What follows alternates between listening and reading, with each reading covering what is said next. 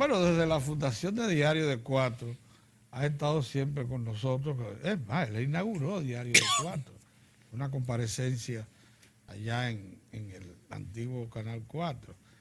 Ha estado con nosotros Rafael Albuquerque, abogado y político, hombre que todo un historial, académico también, que se le reconoce una entrega de ejercicio profesional y político a toda prueba.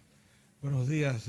Buenos días, doctor. Muy buenos días. En este momento lo que queremos lógicamente es saber de usted la experiencia que vivió el domingo, la repercusión que para usted eso tiene, tanto en el partido oficial como en la política nacional, y lógicamente resaltar que el doctor Albuquerque fue el primer hombre puesto a hablar ante la multitud que reunió el doctor Leonel Fernández para sacar en colación y precisar lo que ellos llaman los méritos para que una candidatura presidencial del doctor Fernández.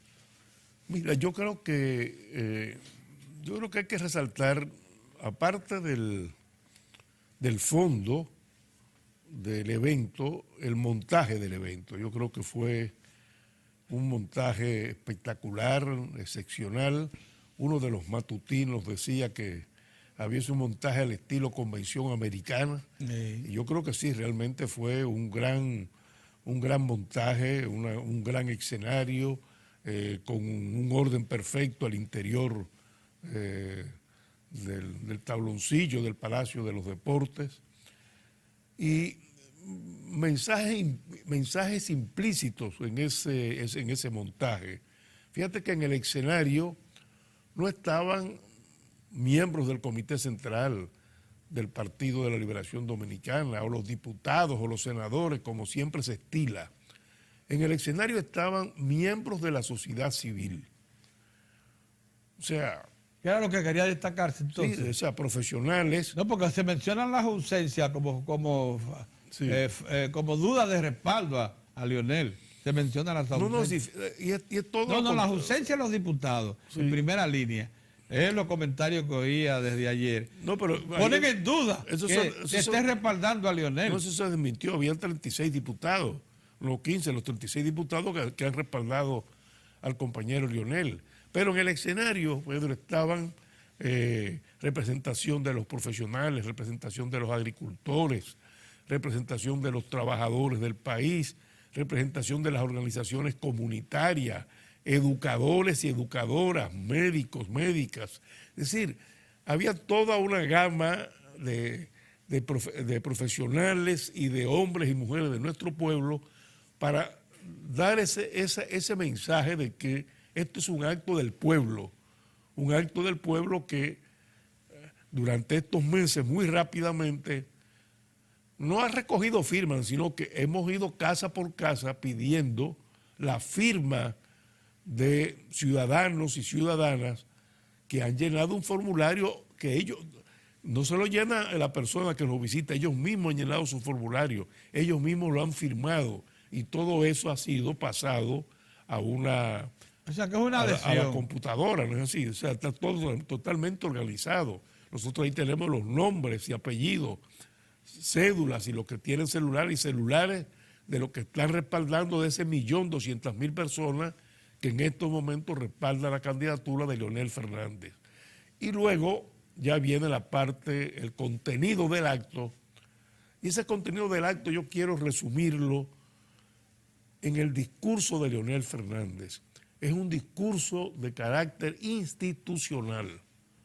Digo, aquí esta corriente es para apoyar que yo sea el candidato, pero es una corriente que tiene que trabajar por la unidad del Partido de la Liberación Dominicana. Lo dijo con esas mismas palabras. Y luego habló de los logros, no de su gobierno, de los logros de los gobiernos del Partido de la Liberación Dominicana. Los logros del gobierno, de los dos gobiernos que él encabezó, y los logros de estos dos gobiernos del compañero Danilo Medina. Y fue más específico, dijo, alabó la labor en educación, todo lo que tiene que ver con la construcción de las escuelas, con el 4%, con las tandas extendidas, habló de las estancias infantiles, del programa agrícola del presidente Medina, del 911 del presidente Medina, es decir, fue específico incluso en esos detalles. Y entonces podemos decir que fue un discurso de carácter fundamentalmente institucional. Y ya al referirse a las primarias, dijo, para mí lo mismo abiertas o cerradas. Yo he ido a primarias abiertas, a primarias cerradas y como quiera he ganado.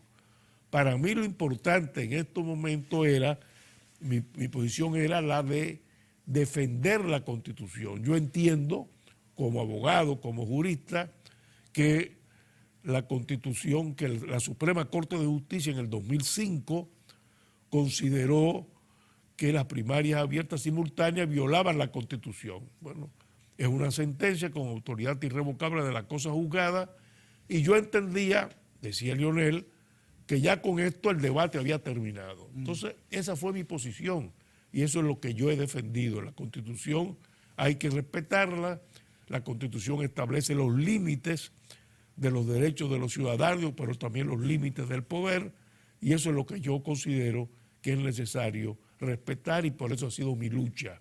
Porque si hay una violación a la Constitución, entonces simplemente se vulnera la democracia. Doctor, fíjese, como era de esperar, esa presentación del presidente Leonel Fernández, por la condición, el liderazgo de Leonel Fernández, nadie lo puede poner en tela de juicio bajo ninguna circunstancia. Pero se han dado diversas interpretaciones, como era de esperar también. Todo el mundo tiene su percepción de lo que vio allí. Entonces yo quisiera ver si encuentro respuesta en usted algunos señalamientos que se han hecho en torno a esa presentación. La primera tiene que ver con el objetivo primario era la presentación del presidente en su disposición ya de ir detrás de una candidatura. Pero está el componente de las firmas. Y entonces se ha puesto en cuestionamiento que ya en una ocasión anterior el presidente había hecho más o menos, había presentado lo propio, firmas. En este caso la firma, el porcentaje de firmas menor. Dicen, es que ha perdido Leonel Fernández esa cantidad de firmas que en otra ocasión, cuando el señor Félix Bautista organizó aquella actividad, los 2 millones y tanto, ahora entonces lo que ha hecho es perder una buena cantidad de seguidores. De adeptos. O sea, es algo que en el sentido común, para el común de la gente, uno le ve, digo, bueno, ¿qué respuesta puede darse? Este fue un primer evento, él ahí mismo anunció que para noviembre habrá 500.000 más de firmas y que para el mes de marzo del año que viene, del 2019, tendremos ya 2 millones de firmas en respaldo a la candidatura del presidente Fernández. Él no asumió directamente la candidatura, aunque implícitamente... ¿Que no la asumió? No, implícitamente lo dejó ni un entender. paso atrás. Lo dejó entender, dijo, bueno, ya no hay marcha atrás. Ya no hay marcha atrás. Ya no dijo, yo soy candidato, no dijo, bueno, con esta firma en noviembre tendremos 1.500.000, en marzo 2 millones y a partir de ahí no hay marcha atrás hasta subir las escalinatas del Palacio Nacional. Pero él va a comenzar a dar un recorrido en los 158 municipios del país. Y lo va a hacer no para recoger firma él, sino para escuchar cuáles son los reclamos, cuáles son las inquietudes, los problemas de nuestro pueblo, para poder entonces integrar un discurso de, bueno, ¿por qué de nuevo Leonel Fernández como candidato? Bueno, aquí hay cambios. La política, yo en el discurso mío decía, la política no es estática. Claro. La política es un cambio permanente. Dinámica, claro. Entonces Leonel tiene que asumir esos cambios. Pero para asumir esos cambios tiene que conocer cuál es la realidad que en estos momentos se está viviendo y por esa razón va a hacer esas visitas a los 158, no provincias, sino 158 municipios del país. Doctor, del discurso del presidente Fernández, de la propia intervención suya, uno alcanza a ver un paso trascendente, un cambio trascendente en la política dominicana. Fíjese, pocas veces en los tiempos modernos, digamos, los últimos 30 años, un proyecto de poder se propone como prosecutor de lo que hay, resaltando lo que hay. Siempre se ha entendido que para alcanzar mayor apoyo popular se necesita ser un crítico y un propositivo de nuevas cosas. Fíjese usted que incluso la campaña del presidente Medina en el 2012 se basó exactamente en eso, hacer lo que estaba bien y hacer lo que nunca se ha hecho. Bueno, pero en esta ocasión uno alcanza a ver ya una definición y una propuesta enteramente nueva al electorado, que parte de realizaciones. Parece ser que el convencimiento a que ha llegado la alta dirección del proyecto político que cabeza el doctor Leonel Fernández es el de que hay suficientes realizaciones materiales e institucionales acumuladas en los gobiernos del PLD para decirle al país que todo lo que se ha hecho debe preservarse y consolidarse, y que eso es suficiente soporte moral, ético, político para procurar nueva vez el voto popular. Es eso, es que se ha producido ese cambio. Sí, en la política. así mismo es. O sea, nosotros creemos que hemos hecho, estamos convencidos de que se ha hecho una gran obra de gobierno. Si se compara con los gobiernos del PRD, hoy PRM, lo que le estamos diciendo al país es muy claro. Bueno, señores, tenemos que seguir con el progreso, tenemos que seguir con el desarrollo, tenemos que seguir trabajando por la justicia social y el bienestar de nuestro pueblo. Lo otro es el atraso, lo otro es volver a aquel cuatrienio 2000-2004 que 1.500.000 personas fueron a la pobreza, en que aumentó la miseria, la pobreza, en que el dólar se disparó al 57 por 1, en que la inflación llegó a un 60%, es volver al caos, es volver a colapsar el país. Entonces le estamos diciendo, mire, aquí hay una obra de gobierno del Partido de la Liberación Dominicana, no de Leonel ni de Danilo, sino del PLD. Y nosotros entendemos que tenemos que seguir transitando por ese camino del progreso y del desarrollo. Ese es el mensaje. Doctor, en modo alguno, sin establecer comparaciones, porque, y ellos lo saben, los compañeros suyos que son precandidatos, saben que es imposible uno ponerse a establecer comparaciones con el liderazgo de Leonel Fernández.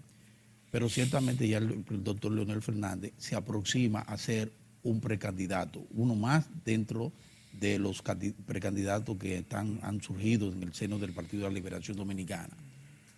Pero al margen de la diferencia de, bueno, los años, el talento, lo que es Leonel Fernández como líder, hay una diferencia marcada entre lo que hemos conocido de Domínguez Brito, de Baré, de Reinaldo Paré. Vemos en el discurso de Leonel Fernández una diferencia, que es el tema básicamente de la Constitución y de la reelección, que estuvo de alguna manera presente, aunque no directamente, estuvo presente en el ánimo y en el espíritu de esa intervención del presidente cuando hizo alusión al tema del semáforo, al tema del respeto a la Constitución, ¿verdad? Eso no lo hemos visto en otros precandidatos presidenciales. ¿Cómo ven ustedes entonces? Y quisiera saber cómo discuten, cómo vislumbran, porque ya se ha abierto una posibilidad dentro de algunos seguidores del presidente Danilo Medina, la posibilidad de abrirle algún tipo de espacio a una probable repostulación del presidente, búsqueda de una repostulación del presidente. Mira, nosotros partimos de una premisa. La Constitución actual prohíbe la repostulación y reelección, por tanto, del presidente Danilo Medina. Y entendemos que el compañero Danilo Medina, que siempre ha sido un hombre que ha ocultado, pues, que ha basado sus decisiones en las encuestas, que sabe que hoy las encuestas, cuando le preguntan, ¿es posible una nueva reforma a la Constitución? ¿Usted estaría de acuerdo con una posible reforma a la Constitución? Más de un 62% dicen, no queremos una segunda reforma a la Constitución. De manera que los tiempos han cambiado. Si nos vamos al año 2016, Usted verá a un Leonel Fernández oponiéndose a la reforma de la Constitución, pero no verá en la prensa de esa época una oposición tenaz de parte de los poderes fácticos a la posible repostulación o reelección de Danilo Medina en el 2016. Hoy es diferente. Hoy uno toma y lee los periódicos y oye las estaciones de radio y de televisión y ve cómo obispos de la Iglesia Católica se oponen a una reforma constitucional para permitir la reelección, iglesias cristianas de otras denominaciones evangélicas siguen la misma línea, el propio CONEP, la Asociación de Industria, la Asociación de Jóvenes Empresarios. Es decir, hay efectivamente toda una corriente de oposición a una posible repostulación del presidente Medina. Y con la experiencia, la capacidad y la madurez que tiene el presidente Medina, yo dudo que quiera pues hacer frente. O sea, sería, y lo ha dicho el propio Reinaldo Pared, que ha sido un hombre muy cercano al presidente Medina, ha dicho no, es que no está en agenda una reforma a la Constitución. Sería incluso catastrófico, ha dicho la oposición, el que se procediera a una nueva reforma de la Constitución de la República. Entonces, nosotros partimos de esa premisa.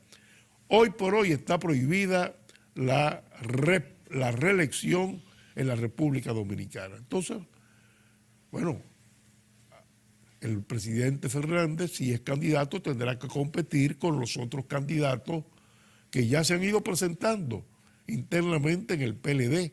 Y qué bueno que sea así, de que el presidente Fernández tenga que competir con los otros candidatos, de que se fortalezca la democracia interna en el Partido de la Liberación Dominicana y de que el mejor candidato pues sea electo por las bases del partido, y yo entiendo que así va a ser.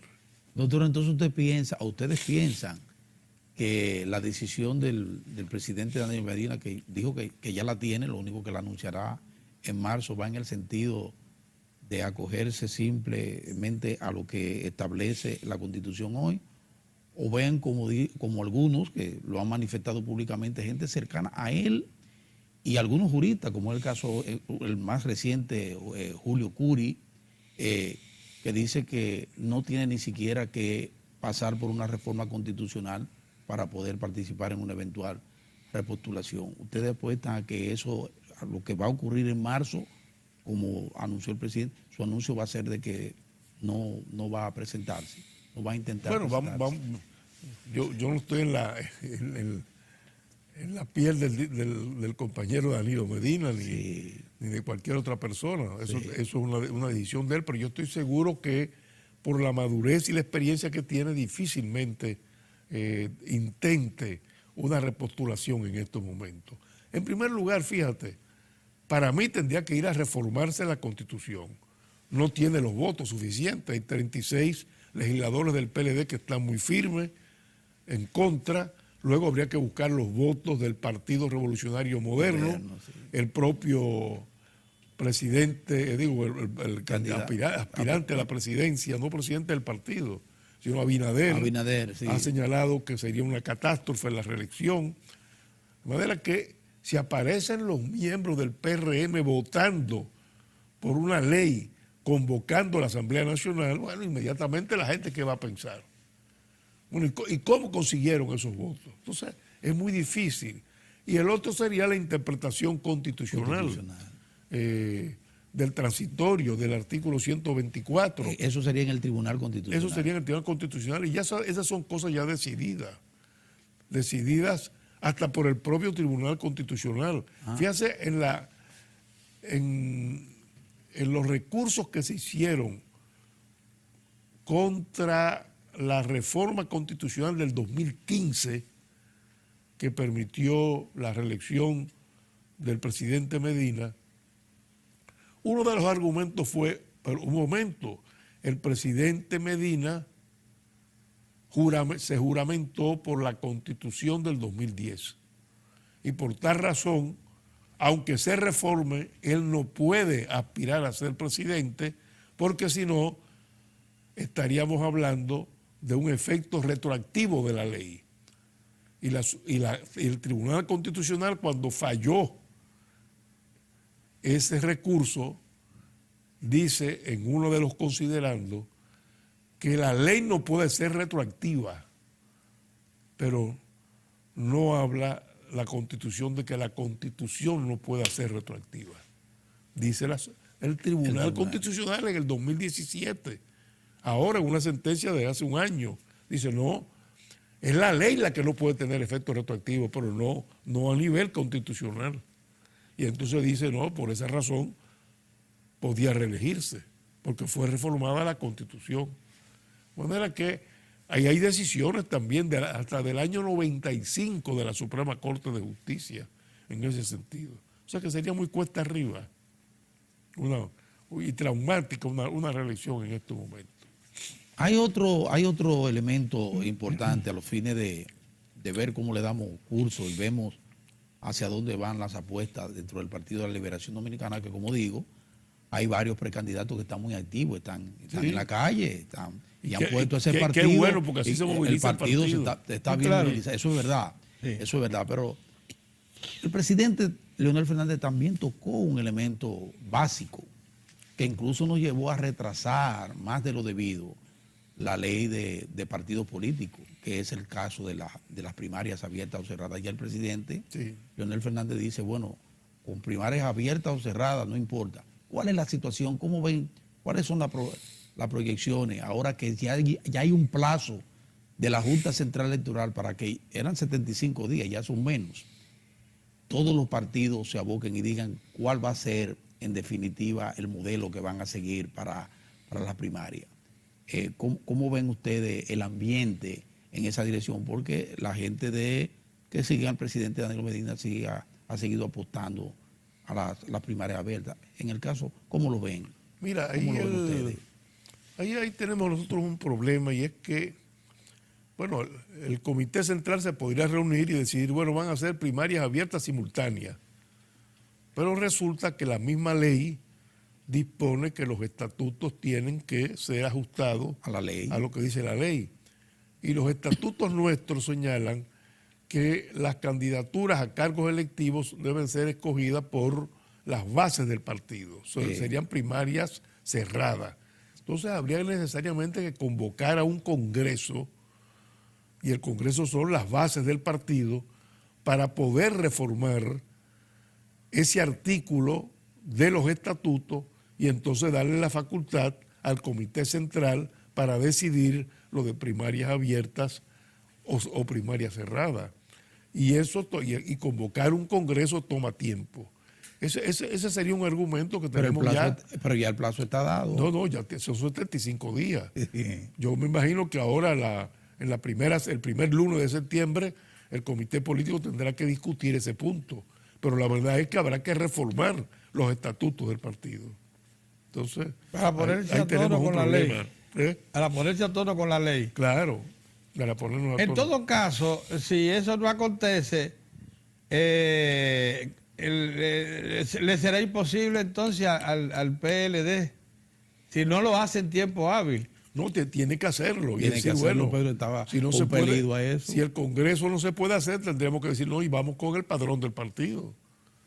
No había, porque no nos podemos sustraer al proceso electoral. No podemos quedar cursados de decir, no vamos a hacer nada, no.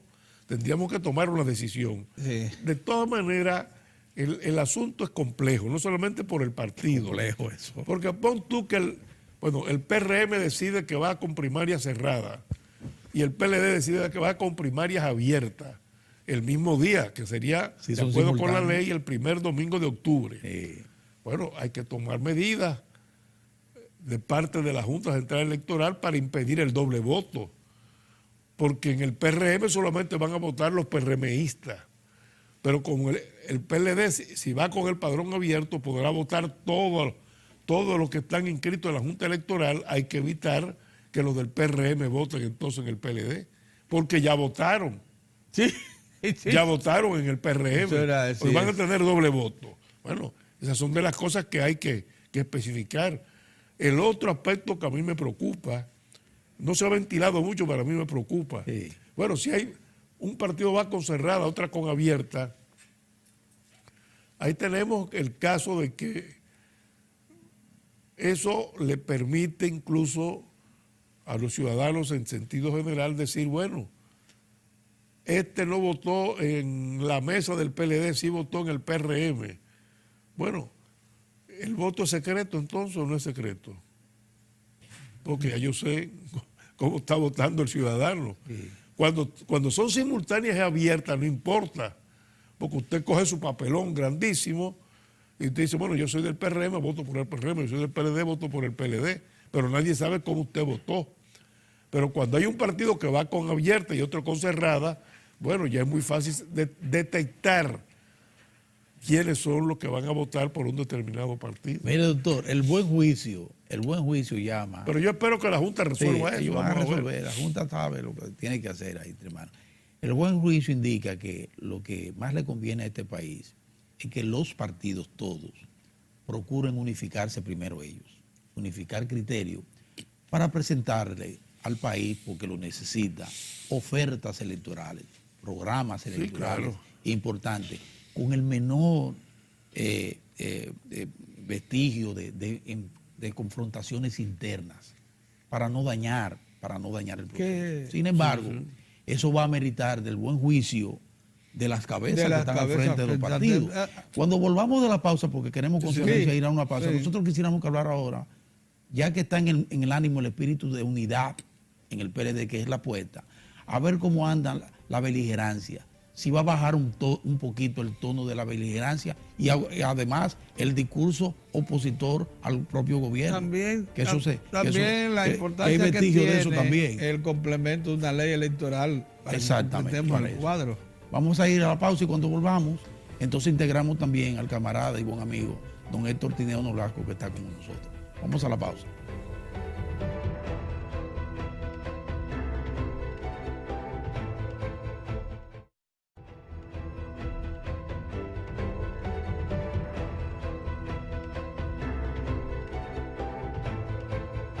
Bueno, incorporado el compañero Héctor Tineo Nolasco. Don Héctor, doy yo la primera parte, estaba Sí, ahí claro, presente. cierto. Entonces quedó pendiente dos interrogantes, una que ha hecho Mozart y otra de nosotros. Mozart, comencemos por la tuya, repite de nuevo el planteamiento. Sí, lo que quiero es ver cómo andan los ánimos al interior del PLD, porque en el discurso está la unidad. Todo el mundo habla de unidad. Ahora, en el PLD ha estado presente unos niveles de beligerancia que incluso han traspasado los límites, porque han llegado a plantearse situaciones de, bueno, vamos a hacer nosotros la oposición al gobierno.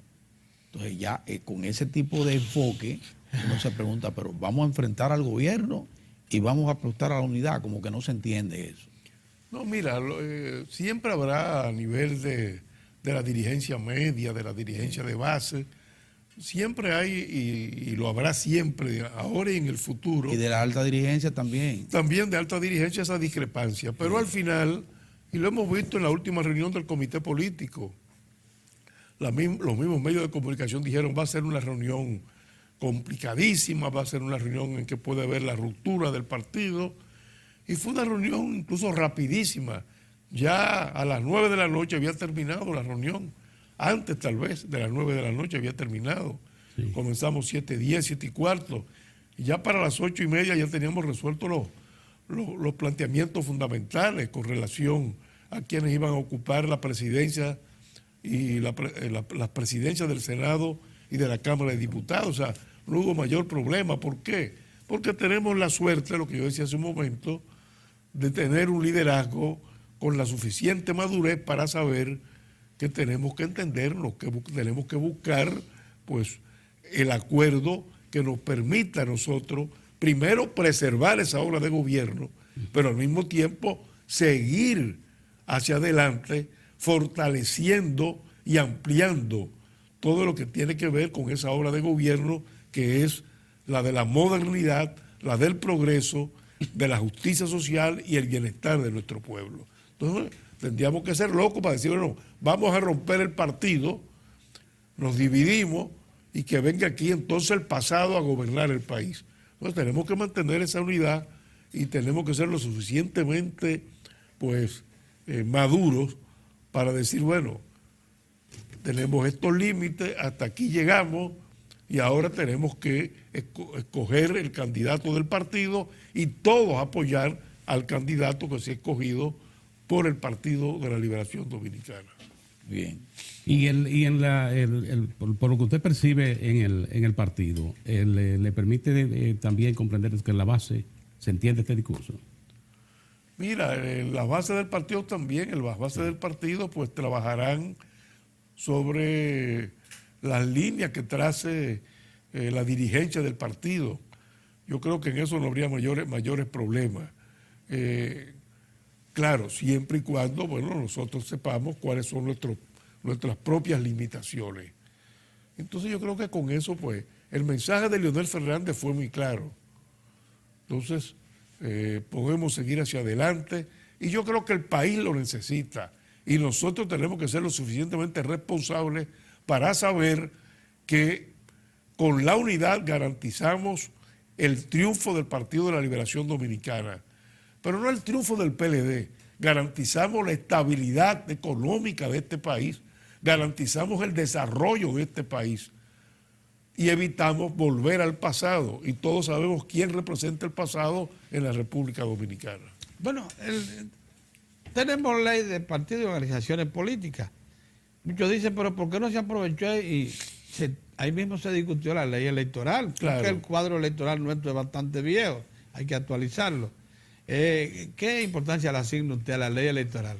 No, yo creo que es fundamental ahora la ley electoral, pero en esa habrá menos problemas. Yo creo que eso se podrá aprobar ¿Sí? mismo, sí. Porque fíjate, son cosas, por ejemplo, bueno, la composición de la Junta Central Electoral. Sí. Bueno, con la ley actual todos tienen que ser abogados, lo que se explica porque la Junta Central Electoral era administrativa y al mismo tiempo tribunal para decidir los conflictos electorales. Ya ahora, con la nueva Constitución del 2010, hay un Tribunal Superior Electoral. Entonces, los integrantes de la Junta Central Electoral pueden ser profesionales de distintas ramas. Puede haber economistas, expertos en computadoras, en alta tecnología. Ahora las juntas electorales provinciales van a trabajar también ahora como tribunales de primera instancia. Bueno, eso significa que esas juntas electorales provinciales van a tener que estar integradas por lo menos con algún abogado que esté allí para cualquier litigio que se presente. En esa ley electoral habrá que establecer límites al financiamiento de las campañas, porque los límites de financiamiento que establece la ley de partidos es a la pre-campaña, no a la campaña electoral. En el proyecto se regula, por ejemplo, las encuestas. Sí. O sea, las firmas encuestadoras van a tener que estar registradas en la Junta Central Electoral. Ya, oiga. Eso es importante. Y habrá un plazo para las encuestas, de que no te vayan a tirar una encuesta 48 horas antes del día de la votación. O un invento. Entonces, bueno, yo creo que va a ser importantísima la ley electoral. Mire qué bien. Doctor, a propósito Incluso de... es un punto que se puede discutir, el de los debates, porque al parecer hay alguna tendencia de que sean obligatorios los debates. Yo ahí tengo mis dudas, no sé por la ley se podría hacer, pero sería justo realmente que se obligaran a los candidatos a hacer debate. Y si un candidato no quiere, habrá que forzarlo el debate. Pero también hay una tendencia de que sean obligatorios los debates. Mozart, Doctor, la Junta... aprovechemos No, porque es que la Junta... sobre asuntos que tienen que ver sobre pacto laboral, sobre el asunto de la reforma de la seguridad social. Nos quedan unos minutos nada más. 2 minutos. Lo vamos a dejar ir. Lo vamos a dejar ir. Pero nada más. La Junta dijo ayer, propuso... Uno también tiene descanso, Sí. derecho al descanso. La gente se propuso, la Junta se propone, dijo, la posibilidad de bajar el horario de votación. Sí, con el eso es- propósito, ¿cómo lo ven ustedes? No, Ah, bueno, sí. nosotros no lo hemos discutido todavía, pero habría que ver si se puede hacer más temprano, Más temprano, el cierre de las mesas, para que así la ciudadanía no tenga que amanecer. Esperando los resultados, se puede decir. los resultados de la Muy votación. bien. Usted participó en la discusión, elaboración, puesta en práctica del pacto de trabajo. Lo que ha regulado en los últimos tiempos las relaciones obreros-patronales. en la Mira, ahí República se está Dominicana. discutiendo la reforma del código. Sí. Creo que lo último, lo más importante que ha tenido lugar ahora en estos últimos meses ha sido la firma del convenio de la OIT sobre trabajadores y trabajadoras domésticas, Ah, Sí, doméstica, sí. que ha firmado el Congreso, que ha aprobado el Congreso Nacional Sí. y ha sido promulgado por el Poder Ejecutivo. Y eso es un gran reto para el país, porque le otorga a las domésticas todos los derechos que son derechos de los demás trabajadores.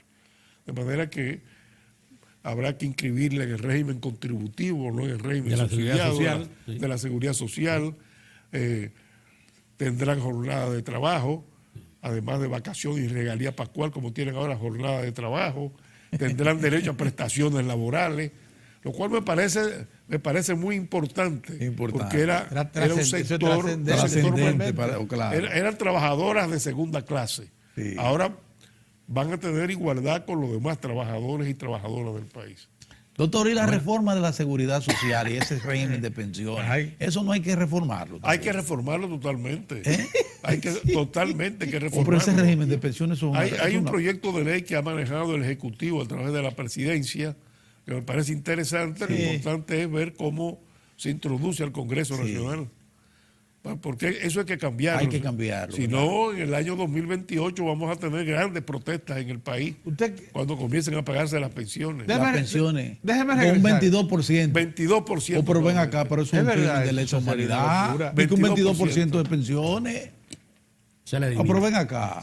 disminuirle la calidad de vida a don Rafael Herrera, No, decía pero que un imagínate pensionado tú, bajaba. Tú Pero ganas, aquí, tú ganas 10,000 pesos por tu Una sueldo barbaridad. mínimo Sí. y te vas a salir 2.500. con 2.200 pesos. No. oye, eso. Oye, arde Troya. Sí. No, y hay, Troya. y hay que regular ya el que el pensionado tenga derecho al seguro de salud. Porque los pensionados. Esa es otra cosa también. Quedan excluidos. Sí. Cuando Quedan tú sales excluidos. pensionado, Sales sin derecho, seguro. no tienes derecho a un seguro de salud. Quedan excluidos. no, porque no se ha hecho reserva Sí. del Estado. El viejo mío pasó, cuando salió pensionado, a él le dieron su seguro, pero fue porque en ese momento, por cierto, en tiempo del gobierno de Leonel, se hizo un aporte de 150 millones de pesos para garantizar que ese primer grupo recibiera, y con esa cápita se ha garantizado. Pero eso es el empleado público. Sí, empleados Pero en el públicos. sector privado también. Cuando tú terminas. No me digas. Queda excluido. Tú terminas, Queda- tampoco tienes derecho al seguro. Te lo quitan el seguro Queda de salud. excluido. Lo excluye. Ah, pero un momentito. Eso se así parece Pero que en, así, el viejo, tú lo en el sabes. viejo sistema. Eso es así. Cuando la persona cumplía 60 Sí, sí, años. eso hay que lo cambiarlo. sacaban. Sí. Totalmente. Pero bueno. Y el tema doctor, porque el hombre tuvo en el gabinete, ¿de acuerdo? no. El gabinete social. El De gabinete las social. ARS y esta polémica que hay y los recursos y los trabajadores que dicen que hay que ampliar las carpetas de servicio, ellos en la ARS dicen entonces que hay que aumentarle la cápita porque no se corresponde con los niveles de inflación. ¿Cómo ve usted Mira, ese tema? Porque ese es otro tema. Ahí todo el problema es un problema de sostenibilidad económica. Ajá. ¿Se puede o no sostener económicamente como lo plantea el Colegio Médico o como lo plantea las ARS? El problema es muy complejo para poder En unos responderlo minutos, sí, así sí, en sí. estos minutos. Y por esa razón en Europa ya, aquí, estamos años luces todavía, pero ya en Europa la seguridad social está en la parte de salud fundamentada en los impuestos, porque la medicina es muy cara. Que esa es la barrera Entonces, que tenemos nosotros. Eso es Entonces, una barrera. ¿qué fórmula habría para la sostenibilidad económica? Aumentarle la cotización al empresario y aumentarle la cotización al trabajador. Y aumentar la edad de retiro. Y la Eso edad de lo retiro. intentó Nicaragua. Y mira la, Y se Sí, armó el lío que revolú. se le y armó. mira la situación que hay en Nicaragua. Sí, sí, sí. Entonces, bueno, el asunto es complejo. Doctor, y de la forma, porque estamos viviendo un proceso que sale una parte, emite una opinión o da una información en un lugar, después sale otra, Y recordando, por ejemplo, usted vivió una experiencia para lograr la superación del Código Trujillo, como la gente decía en el momento. Y algo que dio muchos resultados fue un diálogo tripartito. Y ese diálogo tripartito se mantuvo hasta lograr el objetivo final, que ahí usted tuvo un papel muy protagónico. En este momento, ¿cuál usted entiende de forma, hablando de la forma, cuál sería la mejor forma de tratar el tema? Para marchar a la reforma. Sí. Mira, yo tuve una reunión, en el caso de la seguridad social, Sí. tuve una reunión en Palacio Sí. en que se presentó algunas reformas se presentaron Sí, a la ley de seguridad social. Bueno, y allí cada quien hizo su reparo. Sí. Las ARS hicieron reparo, la FP hizo reparo, el colegio médico hizo reparos, los dueños de clínicas hicieron su reparo. Sí. Y al final, el representante de los trabajadores, que era Pepe Abreu en esos momentos, el portavoz, dijo: miren, aquí no nos vamos a poner de acuerdo. Que el gobierno decida someter el proyecto al Congreso y resolver. Yo creo en Porque eso. porque los intereses son totalmente No se contradictorios. van a poner de acuerdo. O sea, Jamás. cada quien que habló, bueno, tiene que defender sus intereses. Por supuesto, eso es Y legítimo. dígamelo a mí, o sea, cuando nosotros entramos al gobierno en el 2004, la ley tenía ya desde el 2001 Sí. Sí. y no había podido comenzar el seguro contributivo, el seguro Sí. de salud del régimen contributivo. Sí.